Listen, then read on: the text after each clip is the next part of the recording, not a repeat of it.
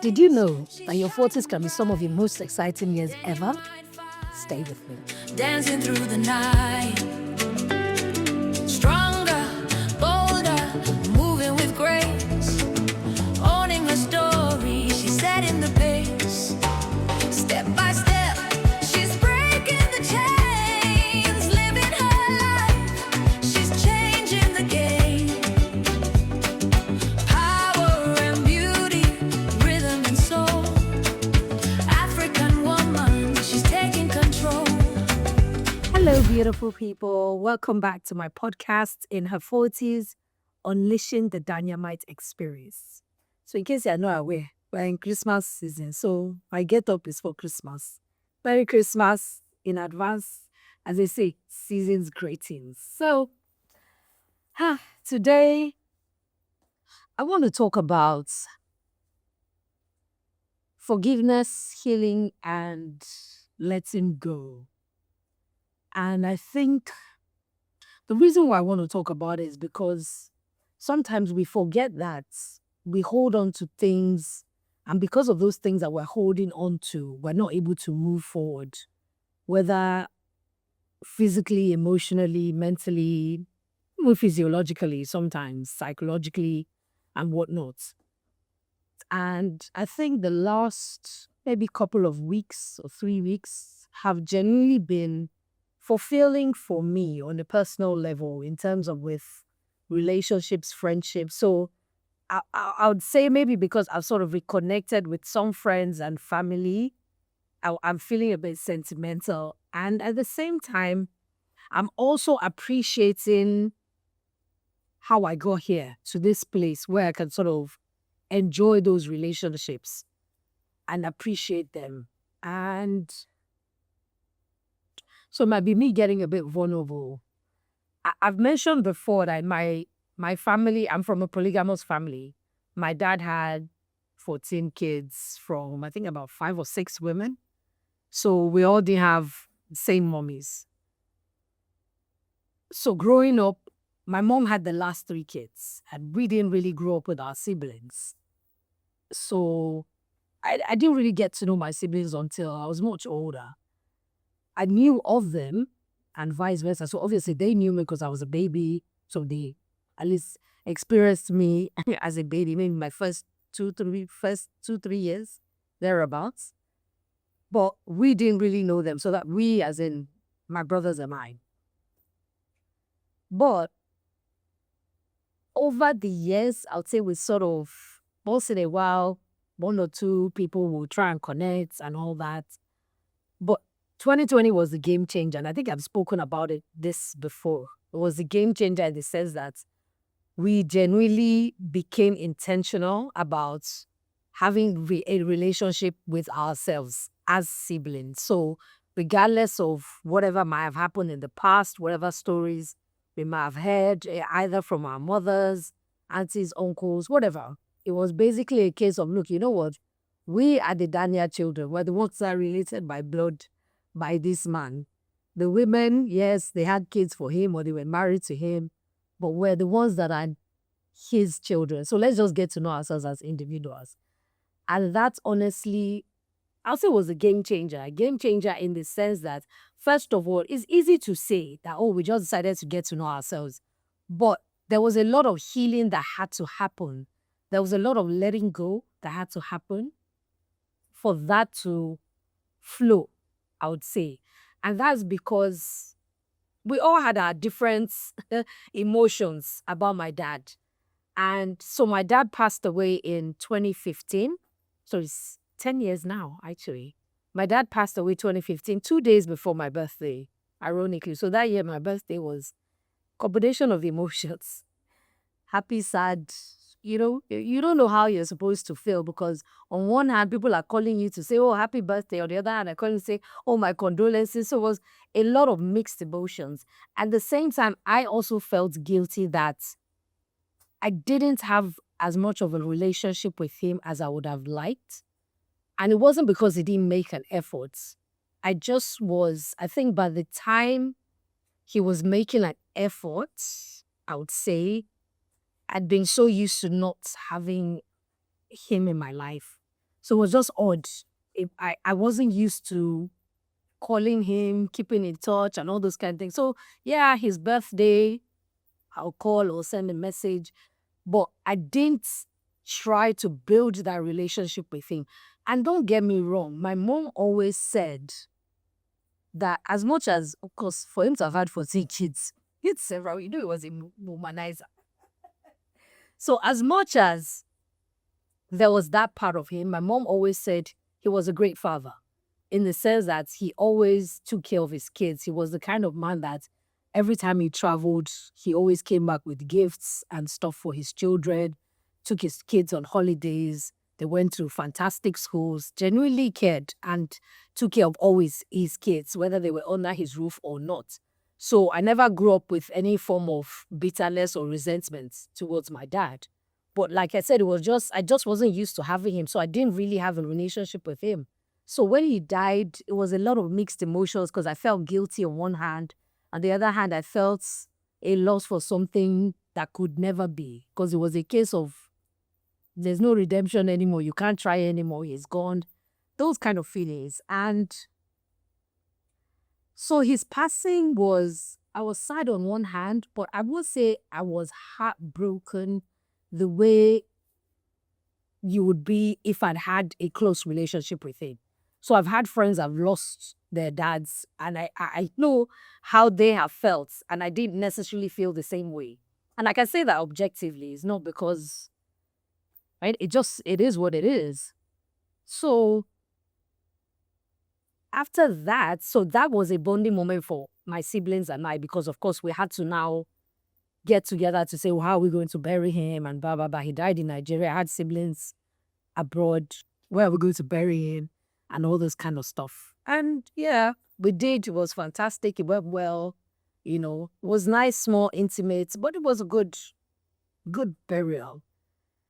And from that, we sort of started keeping in touch a little bit more. But 2020 was that year that we were like, you know what? Let's be intentional about this. Every weekend, we'll get on a Zoom call, just catch up and blah, blah, blah. And mention this in the previous episode. And I think, so I had one brother who had moved back to Nigeria a few years before my dad passed away.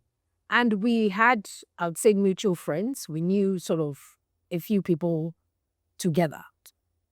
But he didn't want to meet me. He didn't want to have a relationship with me. So I sort of held on to a bit of, am I not good enough? Why doesn't want to meet me or meet us as my siblings and I and whatnot?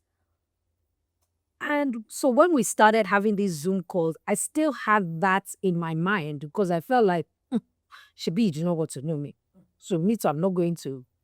But over time, as we all just started gisting and bonding, that just naturally faded away. To the point where one day we're just gisting and I realized that I didn't have that, I will say it was a resentment, but it was just that I didn't have that awkward feeling for him anymore because we'd sort of just let go. I'd sort of come to also understand why maybe he felt that way at the time. So maybe my reaction might have been different if I was in his shoes, but hey, we're all different. We deal with stuff differently. But I sort of, like I said, I understood where he was coming from at that point in time. And it was easy to just look, that's in the past. Let's not dwell on it. Let's just move on. And same thing, I didn't really grow up with my dad's family. So like his siblings and all those kind of stuff. I grew up with my mom's family. So I didn't really know my dad's family. But because as I got closer with my siblings and some of them like had relationships with my dad's siblings, I also started getting to know them. Or my siblings, my brothers and I started to get to know them. And initially, it was awkward for me. I can't lie. It was awkward for me because I felt like they abandoned my mom at the time. So as much as, yeah, I'll smile and do in my heart of hearts, that was how I felt. And I was very defensive of my mom. So that sort of took a forefront in terms of my feelings, my I would almost say reactions, my relations with that side of my family. But one day I had a conversation with my brother, one of my half brothers, and I was saying this, and it was like, yo, Tope, I can't lie to you. If we all allowed our feelings to lead us, none of us will have any relationships with ourselves. But the truth of the matter is, some people have passed away. The few people that are left, like, I just want to enjoy the time that I have with them. So regardless of whatever has happened in the past, I'm just enjoying the time that I have with the few family that I have left.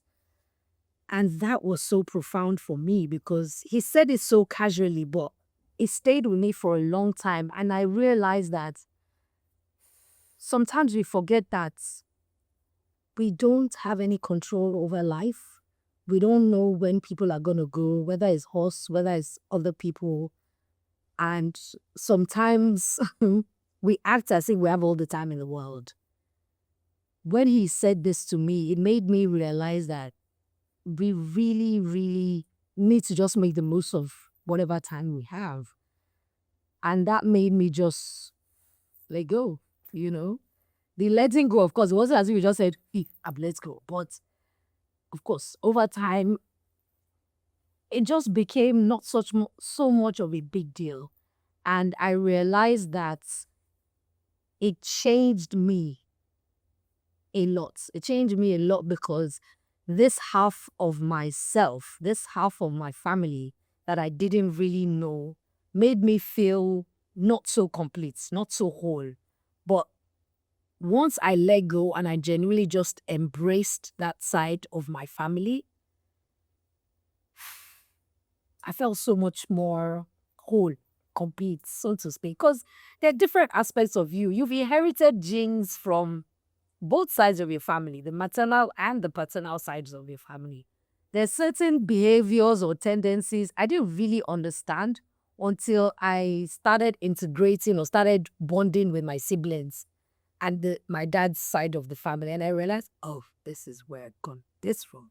This is why I'm like this. This is why I'm like.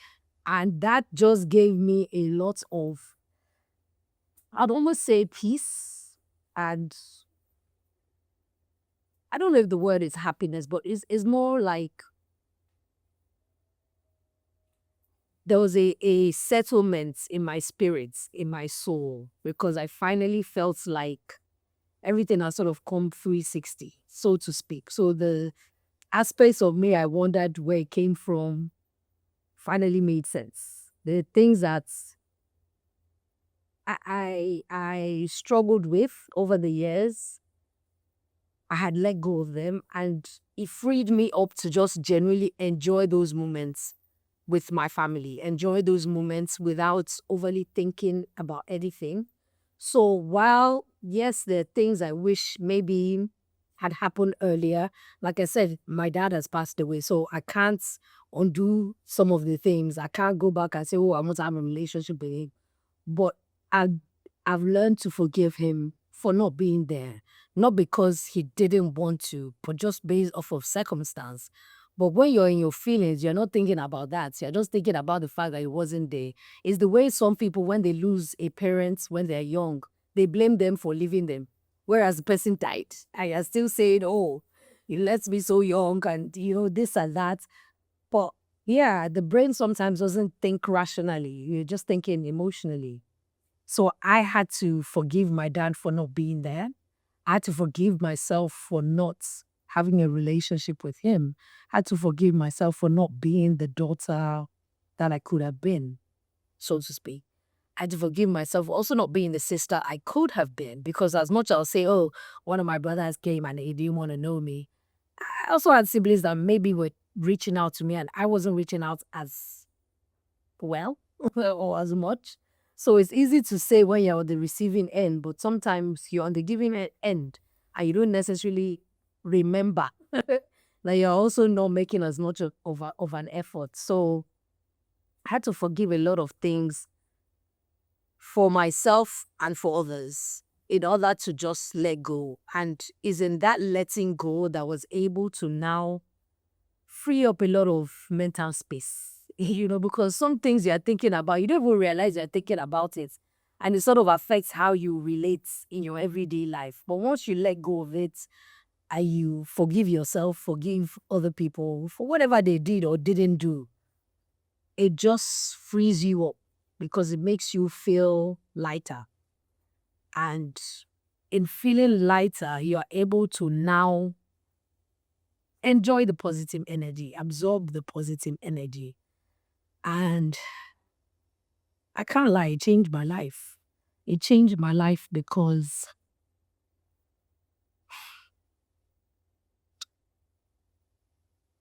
I grew up with my mom and my siblings. I grew up as a firstborn. But now having a relationship with my older siblings, I got to be a baby girl. I got to be a younger sister. I got to have older sisters, older brothers that were naturally just protective of me, naturally just, and I'm getting emotional as I say, because like I said, some things you don't realize that you are holding on to or were holding you back. So in experiencing that, so there was one Christmas, one of my brothers came to Nigeria for the first time in a long time. And we met at a party randomly. So this might sound like, the way some stories are like, what? Are you joking? Yes, I met one of my brothers at a party. Yes, one of my half brothers at a party. And this guy was just staring at me like, who is this babe? In my mind, I'm like, who is this guy? I was even telling my friends, like, why is this guy staring at me? Do I have catarrh running out of my nose? We're just joking about. And naturally, when someone is staring at you and you catch their eye, they would actually just look away. But even when I caught his eye, he was still staring at me. I'm like, so it made me feel uncomfortable. And I was standing with a girl I knew. So my mom was like, okay, it's awkward. So she came to meet me. She was just like, Toke, sorry, what's your mom's name? I was like, my mom's name? Like, that sounded straight. So obviously, because she knew me, she knew my surname. So when she asked for my mom's name, I thought that was strange. I told her. And then she went. Next day, this guy just started marching towards me. I was like, Tope, you're my sister. I'm like, calm down, calm down. Even my friends were like, who is this guy? I was like, hey, please, I might not know all my siblings by face, but I know their names. What's your name? Immediately said this. They were just, we jumped on each other and started hugging. So everybody around us was like, and this was mad. And we just started laughing about it. And it was so strange because, of course, my friends that were with me and we had been wondering, why is this guy saying at me? We're just like, are you kidding? Like, is this serious or is it a joke? I was like, no, it's true. It's my brother. Like, just now, And that's Christmas holiday. So, of course, this was maybe 20 years ago or something, thereabouts. So, of course, we're still out and about in the town. So that Christmas holiday, we're always going out. We're always jamming ourselves at one club or party or the other. And those were my heydays of miniskirts and cool. So we see him, as I said, what's wrong with you? Is it only miniskirts and short dresses you have? I say, I will say I guess with that. To me, I like it. I'll be rocking it. And then even his friends will be like, since now you're our sister, we can't toast you anymore. Nobody gonna toast you in this club. So everybody is bodyguarding me and protecting me. And for the first time, I felt like, oh, nice. So don't get me wrong, my younger brothers they've always been my bodyguard. But it's different when they're your younger brothers because you can still harass them a little bit. But now it's like you have an older brother who's looking out for you, not just him looking out for you, but his friends were also looking out for me because it was a case of, our friend's sister, kind of. And that was such a new experience because I could genuinely just be the younger sister, not the older sister that is being protected by her younger brothers. This is now my older brothers are protecting me and I'm feeling like,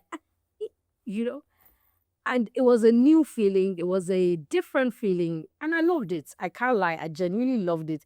And I got to understand what maybe my friends that had older siblings experience. Because looking on the outside, you might be saying, this your brother is to protect him. One guy is talking to you and he's already squeezing face. He's already this, he's already that. Because you didn't have the same experience. But when I had that experience, I was just like, oh, this is what it feels like. So yeah, in the club, you're dancing one guy. One of my brother's friends would just pass. I'd be like, That look alone, the guy is already adjusting, like, is he your brother? I said, no, it's my brother. And they'll be like, okay. And he will just adjust, maybe move back a little bit or remove his hand from your waist or something. And it was so nice. I loved it. I can't lie. I genuinely loved it. And okay, I'm digressed. It's part of it. But just say that. So those things, as random as they were, they all sort of now came to bear. By the time we were now building relationships, we were able to just be siblings, brothers and sisters, without any drama, without any, oh, my mom said this, my dad said this, my auntie said no, no, no. We're just siblings. We're just getting to know ourselves as individuals, as friends, and building some form of relationship. So, of course, I'm closer to some than to others, and vice versa. And that's normal. Even with siblings not from a polygamous home. But just saying that for us to have been able to build that kind of relationship with everything else not encouraging us to, for me, was phenomenal. And say to a large extent, maybe my dad's spirit is strong because somehow or the other, his children sort of found their way to each other. We gravitated to ourselves and built a relationship. So yeah, maybe I'm a bit sentimental because I have two of my half sisters in town, and the past, I'll say, weeks has been a lot of bonding sessions with my aunties, uncles, cousins, and all that. And it's made me genuinely just appreciate the power of relationships, not just because of my relationship with my siblings, but even with friends, because sometimes we overly put expectations on people and don't allow them just be because we're expecting them to be certain things to us, or so it's almost like saying, maybe if I have a friend, I feel that they're supposed to be there for me no matter what, and then the day they're not there for me, I take it personal. Sometimes we have to allow people to just be human and just be themselves. They won't always be there for you. They won't always be maybe the shoulder to cry on. They won't always be available for you when you need them. And they won't always be your ride or die. In as much as they might be that 80% of the time or 90% of the time. But you have to give room for it. Sometimes they have to just be themselves. Sometimes they're going through stuff that they can't tell you or they can't explain to you. And it just is.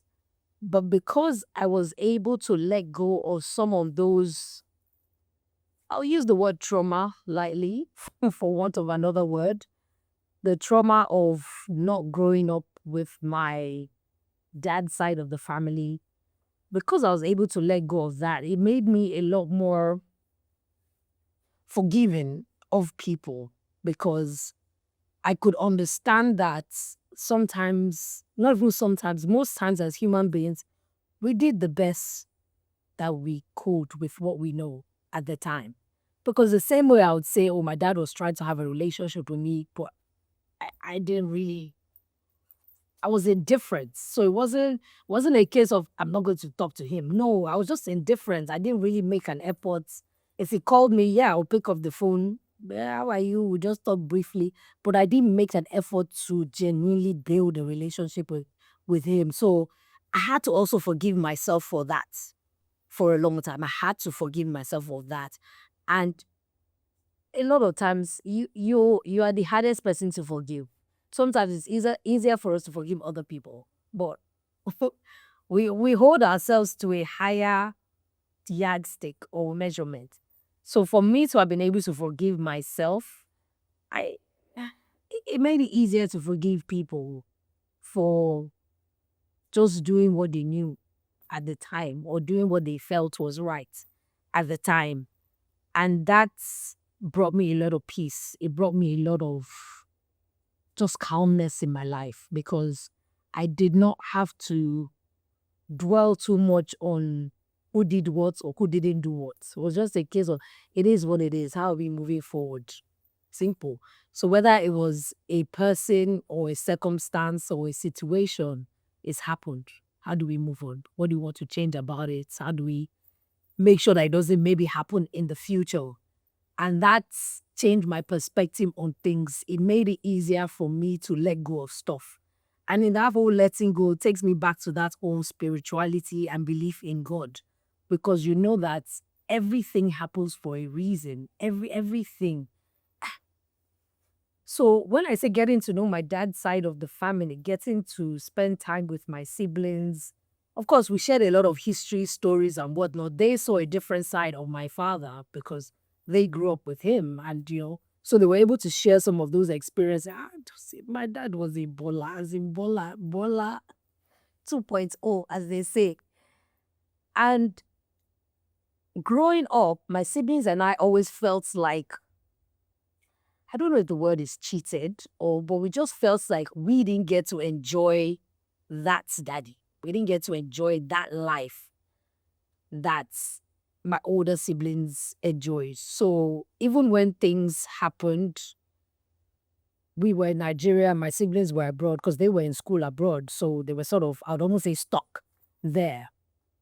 We felt like they were enjoying life because in our mind is, they're in the UK, they are British citizens. We were just in Nigeria. It wasn't until we started bonding and having conversations, I realized that sometimes it wasn't always necessarily rosy for them as well. It just seemed that way because we are in Nigeria. So you know the way you feel like everybody abroad is enjoying life, but not necessarily. Not necessarily. So a few of them went through some rough patches. Some of them didn't necessarily have it smooth sailing, but somehow or the other, we all turned out well.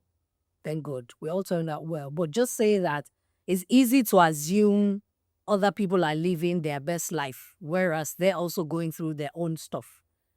But because you have assumed or put it in your head that they got the better end of the stick, you can almost, I won't say I did, but I'm just saying that sometimes you can resent people because you assume they're living a better life than you. And that might not be the case. Luckily, I didn't have those kind of feelings. It was just more a case of, we didn't enjoy this life. But growing up, getting to know them, even hearing those stories, now I could appreciate the life they lived, but at the same time, not feel like I missed out on anything because I know that if I was meant to live that life, I would have. But for some reason, it wasn't part of my story. It wasn't part of my destiny. So even when I joke about, if I had a trust fund, blah, blah, blah, the truth is, I don't know how I would have turned out if I had grown up with my dad in his heydays. If I had grown up with him, be that baller guy about town, he always had his cigar. All the pictures with my dad, he always had a cigar in his mouth. He was that guy. You know, when they saying that guy, he was Bolly. Was a ladies' man, was a guy about town, generous to a fault, loving to a fault, and all that. But for whatever reason, my story did not include me living that life, me being part of that life. So there were things that I heard and I felt like, God, why didn't you just wait small? Why didn't you let me at least even experience this enough to remember it? So I would see some pictures of like maybe my first year birthday. So that day was the one that played. And you look at those people and be like, just to show you the kind of baller my dad was. It was the kind of person that just a random Sunday. Him and his friend, they'll be like, let's just sit down in the garden and do food and drinks. And we call Sunday and they say, yeah, what about our play? And that was it. So of course, this was like early 80s, late 70s, early 80s kind of. But just saying that he was that kind of guy, just enjoyed life unapologetically. And I heard those stories. I saw some of the pictures and my man, I'm like, this guy was a baller. Like he was enjoying his life. So in this whole accepting myself and being myself, now I understand part of where the enjoying my life came from. Because, see, yes, I don't have the money he had yet, but the enjoying my life, I think I'm on the same path. And it's because sometimes, or I wouldn't even say sometimes, I think a lot of times, you just have to do what works for you without explaining to anybody why you're doing it. Just do what works for you. Do what makes you happy. Do what brings you fulfillment. Because at the end of the day, you have to work hard to make money. So if you work hard, then play harder because the work doesn't stop. No matter how, no matter the likes of the Dangotes, Elon Musk and co are still flying up and down to close business deals, events this, event that, start of this company and whatnot. Who am I to say I've not even started anything? I've not even started anything at all. So there's no how. You work pretty much till you die. So in as much as yes, it might get easier or you might get more, you might get better at it. But the reality is you would work till you pass out. So even if you do have investments that bring you money, you don't have to work. If you have if you're the kind of person that is active and you're a restless person, you can't just sit down at home and just be to do you want to be active in one way or the other, regardless. So you find yourself doing something or the other, whether that's what is actively bringing you money or not, but you want to keep yourself busy. So in doing that, you find pleasure, you maybe follow your passion because you are gotten to a point where it's not about I'm chasing the money anymore. You already have multiple streams of income, but you're now just doing the things that bring you joy, bring you fulfillment, or sort of are leading you to your purpose. But for you to get there, you have to forgive yourself, you have to forgive people, and you have to let go of a lot of stuff. Because that letting go is the part where you finally accept that regardless of whatever happened in your past, it's part of your story. It's part of the journey that God wrote for you. And as long as you believe that God is orchestrating your life, then there were no mistakes. There were no errors. It was meant to happen the way it happened. Period. It was meant to happen the way it happened. And that gave me a lot of just without realizing it, a heavy load was lifted off my chest or my shoulders, because I realized that no matter how much I fantasize of wishing and hoping things were different, I can't go back and change the past. I can only rewrite my future or my present and my future. And for me to do that, I have to be okay with what has happened to me so far. And then now say, okay, based off of what has happened to me so far, how do I want the rest of my life to be? And I want the rest of my life to be happy and fulfilling and rewarding. And I want the rest of my life to be without unnecessary heartache or just accepting things as they have happened. It is what it is. It's happened the way it's happened. Let's move on and let's just enjoy whatever is left of this life. I don't know how many more years I have on earth, but whatever it is, I want to enjoy it without overly stressing myself. So here I am, just embracing it, enjoying it, and just giving life a chance. And in giving life a chance, I found myself being a lot more tolerant of people. And that's why I said when you forgive yourself, it's easier for you to forgive other people because you become less critical of people because you understand now that we're all just trying to figure this shit out. We're all just human beings doing the best that we can with what we have. I remember it was same 2020, one of my closest friends lost her dad. And I remember before he passed on, he was ill and I was at her place and something happened and she started crying. I think he had a relapse or something. She started crying. And it was a case of, oh, God, why are you letting this happen? Blah, blah, blah. Kind of, that type of crime or that type of, I'll say maybe lamented. And I was there. So in consoling her, it was a case of, you can't question God. God does some things we don't understand and blah, blah, blah. And before you know it, I broke down completely. As in completely broke down. I was supposed to be consoling somebody. And in the consoling, because I was trying to tell her, look, take heart. Just celebrate the time you had. Like your dad was a fantastic person. You had a wonderful relationship with your dad. Like there's so many moments that you can recall spending with your dad, things that you did with your dad, like so many things, like as little as saying things like, oh, my dad was the first person that took me clubbing. when I entered uni, because it was like, I don't want all those boys to come and use club to shakara. Those things sound very little, but they're experiences and memories that you would never forget. So I was just reminding her of, look, there are so many things I should be appreciative of instead of, mourning about the things that are not. Just celebrate the things that you've had, the moments, the memories and all that. And in the process, I just broke down. And this was 5 years after my dad passed. And for the first time, that was when I genuinely cried for my father's passing. That was the first time I cried for the loss of my dad. 5 years after. 5 years after. So you can imagine, we don't even know that we're holding on to grief for so long. In my mind, I buried the guy, all was good. We thank God for his life. We moved on. But I didn't know that I was holding on to so much until that moment when I broke down. So me, the consoler, now became the consolee. The person I was consoling now had to start consoling me and say, don't cry, it's not that bad, And so I shared that experience with my siblings on the next Zoom call that we had, and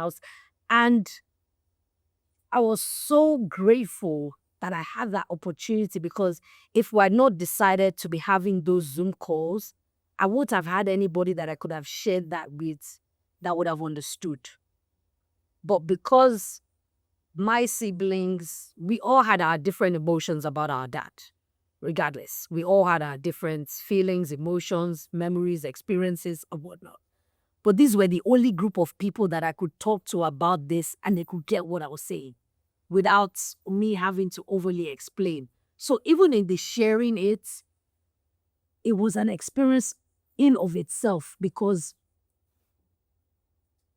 I was lucky to have that, to be able to say, see what happened to me a few days ago, and I didn't realize blah, blah, blah. And everybody was like, oh, wow, that's so deep, that's so this. Thank you for sharing and blah, blah, blah.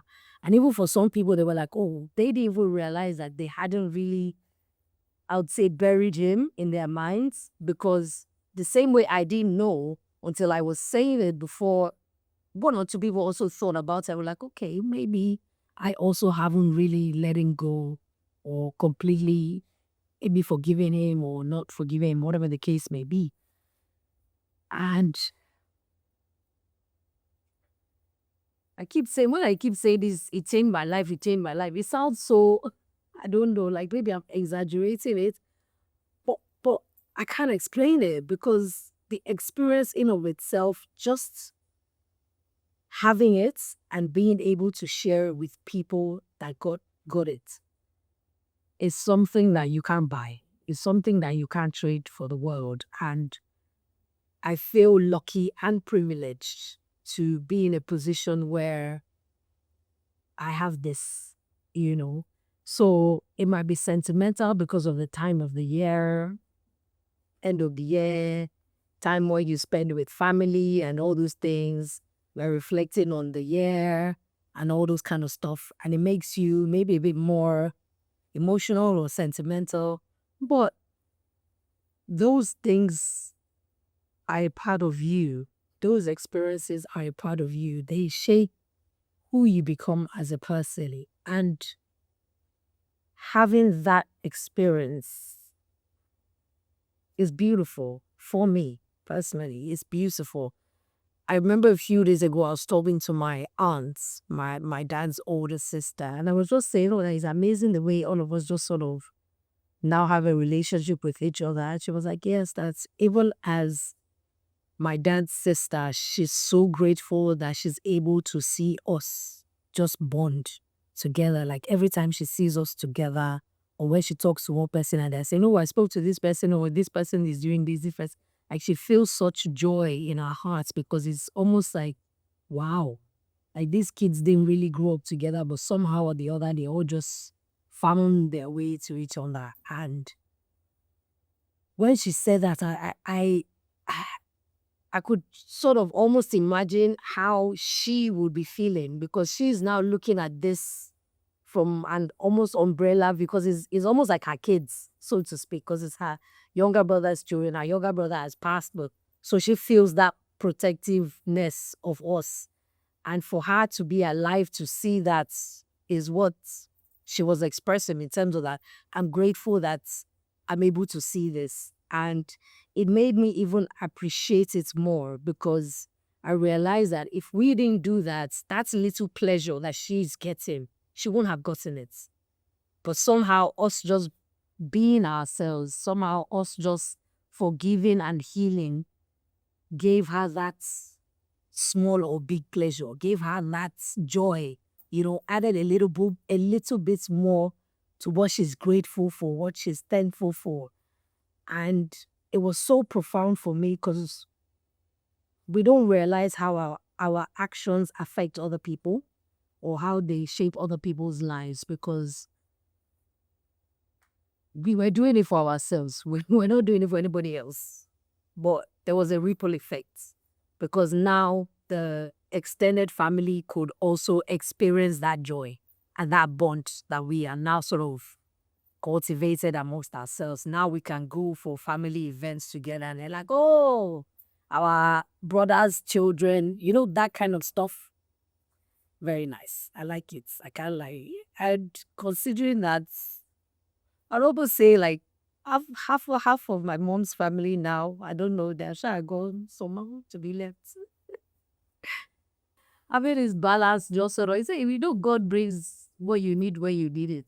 So having this side now sort of step up in this kind of period just balances things out. And it makes it more like, okay, now I have time to experience both sides. So now I have my mom's side and I have my dad's side. And so I feel like a little baby girl in the midst of all that love, all that joy, all that happiness, all that everything.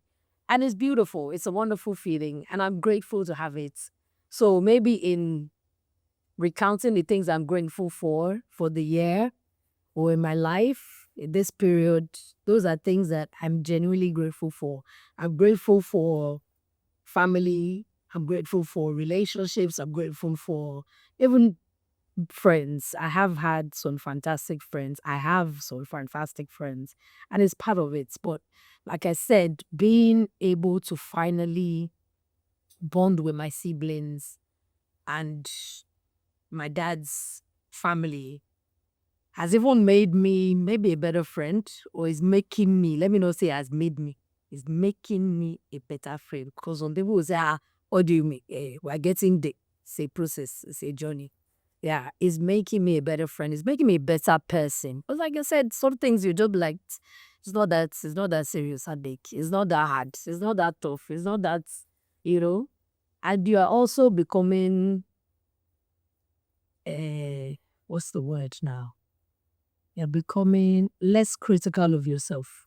You're not as harsh on yourself for doing or not doing. Because you're just doing what you know at the time.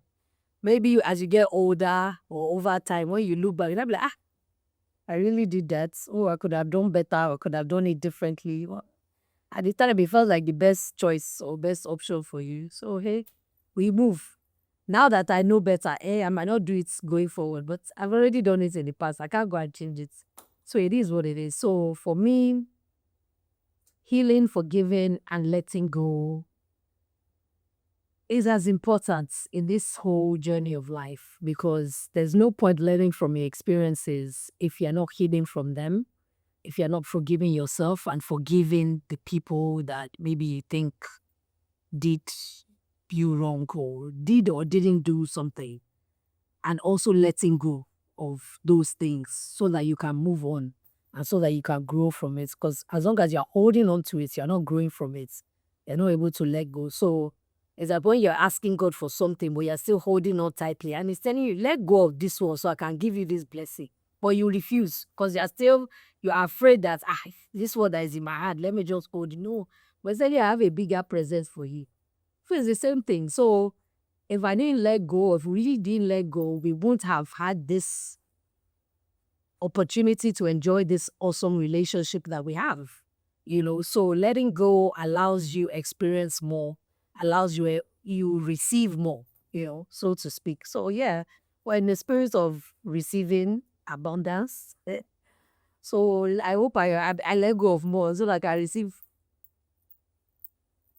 plenty more, much more. But yeah, it's it's sobering but exciting at the same time. So I have genuinely, I'm happy. I can't lie. I'm happy. I'm content, so to speak. I'm still looking for money. Can't lie. Still looking for money. But I'm not worried about the money parts as much. It's more that everything else that is happening in the process of me now becoming that version of myself, I'm learning to enjoy. Oh, by the way, I keep saying that this new content creator that I am, please like, subscribe, comment. Maybe I have to put Q stick so that I can be telling myself, say, tell them to like, subscribe. Like, subscribe, comment. I love to hear from you. I'm here sharing my own stories. I'd love to hear your stories. I'd love to hear what's maybe some of the things I said that resonated with you, or some of the things that you even disagree with. It's okay. We're just sharing different experiences and opinions. It's part of it. I don't expect everybody to agree with me. So that's fine. I'd love to hear your different views and opinions generally. So, like, subscribe. Don't be watching from the sidelines. I have plenty of people that will tell you, oh, Tope, we're watching your porn. I said, but I did. They say, don't worry. We are watching this, but we did not comment or we did not like, but we did not say, now, wow, how do you not want me to make money if you're not adding to my numbers? But yeah, it's okay. It's okay. As long as you're enjoying it, it's fine. Over time, you will claim me. If you are not claiming me yet, you will claim me in the future. That's why we telling people, I went to school with her. We grow up together. Now, what do you mean? Topic. It's my own girl. Yeah. I become a celebrity. Yeah. I become popular. You people will be claiming me. Claim me now. Before I reach there. But yeah, so I think that's it. So keep it short and sweet for now. I don't know how long I've spoken for, but I think not to overly beat it up. It's just more of, this is an appreciating episode, I would say. It's just me being grateful for the things that I have and being grateful for the fact that I was able to find myself in a position to not just receive those things, but enjoy them as well. So, yeah, I think it would be nice if we all just took stock sometimes and just celebrate the things that are going well, celebrate the blessings that we've received, no matter how big or small they might be.